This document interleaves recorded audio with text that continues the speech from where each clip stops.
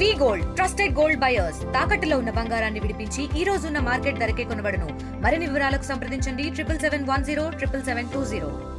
3,04,965 కోట్లు బడ్జెట్ ప్రవేశపెట్టడం జరిగింది. అందులో 6 గ్యారెంటీలు చెప్పి 400 హామీలు చెప్పి అందులో ఏ ఒక్క హామీకి డబ్బులు కేటాయించలేదు.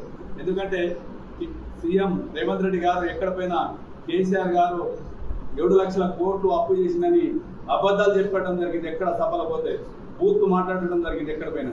ఎందుకంటే అప్పు 4 లక్షల కోట్లు చిల్లర చేయటం అని మొన్న బడ్జెట్ సమావేశంలో చెప్పడం జరిగింది.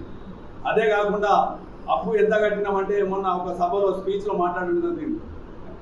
ప్రజా సంక్షేమంలో ఎక్కడ రేవంత్ రెడ్డి గారు సీఎం గారు 1,30,000 కోట్లు అప్పు కట్టినా వడ్డీ కట్టినా అని చెప్పడం జరుగుతుంది. ఎక్కడ కట్టినామంటే మొన్న బడ్జెట్లో ఏం చెప్పినంటే 30,000 కోట్లు కట్టినాము అడ్డీ అసలు అని చెప్పడం జరిగింది.